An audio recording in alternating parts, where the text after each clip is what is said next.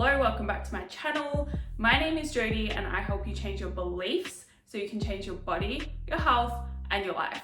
For this video, I want to talk about progress again. I have talked about it in the past, but it is really important that you understand progress the right way so that you know what to kind of look for, know what to hold on to almost, and you don't get disheartened or see things the wrong way and then give up too soon. Kind of the nice thing about having a coach, right? Like, I am a coach, but I have my own coaches, and there are days or weeks where I feel like I haven't made any progress, or I'm not doing enough, or I'm doing something wrong.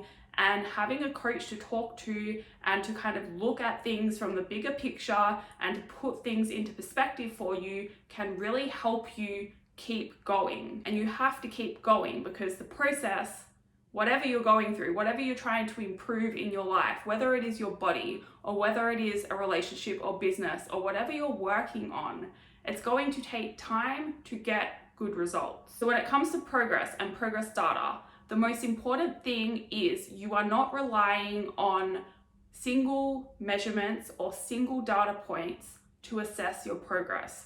You need to think of progress data like puzzle pieces that need to be joined together to see the bigger picture. If you're just looking at a single piece of the puzzle, then you're not going to be seeing what is truly going on with your body. Take, for example, body weight, right? Like, if the scale is trending down, you might think that's a good thing because you're being conditioned to think that weight loss is good. But without any other data, we don't know whether that weight loss is actually fat loss and is going to result in a better looking body, or whether it is just water loss or muscle loss. So you need to combine your weight trend as well as your waist measurements, as well as your photos, as well as your consistency, as well as your strength, and put that all together to see what is really going on. Now, in the same way, just looking at quantitative data, so just the numbers, that isn't enough either. You also need to be taking qualitative data. Now, obviously your photos are one form of this, but you need to also be bringing in how you are feeling. Are you stressed? Are you bloated from something? Are you in phase 2 of your menstrual cycle? All of these things are going to impact your weight and your measurements as well. For example, if your waist measurement goes up from one month to the other, it doesn't necessarily mean you have gained fat, even though you might be conditioned to think, oh my God, my waist has gone up, that's really bad, that's fat, blah, blah, blah. That is not the case unless you have the qualitative data. You're probably going to freak out and change something or quit when you didn't need to do that at all. It could be that you are just bloated from something. If you're stressed, you usually hold on to extra water. If it's phase 2 of your cycle, then you're going to be holding on to extra water. Your waist measurement will go up, but it's not fat. Or it could be that you have been overeating for the month and you need to dial things in. But unless you're collecting all of this data and actually looking at your consistency over time, monitoring everything as a whole, you're not going to be interpreting it properly. Lastly, you really want to be looking at trends as well. So you shouldn't be looking at your body weight from day to day. You want to look at weekly averages and then monitoring the trend. So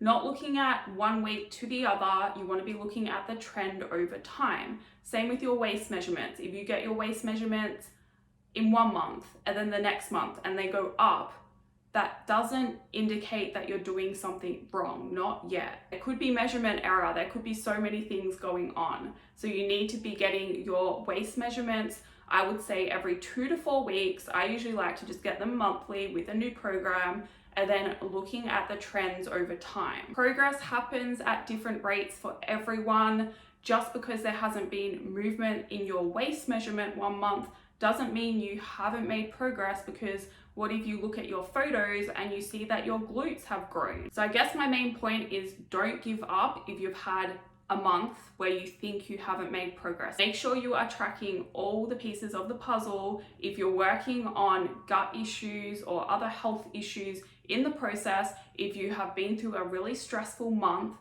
take that into account as well. That is all for this video. I hope it helps you. If you have any questions, feel free to email me. I put that in the description box. I get a lot of emails, so be patient, please. I will get back to you when I can. If you'd like to see more, please subscribe, and if that is the case, I will see you in the next video.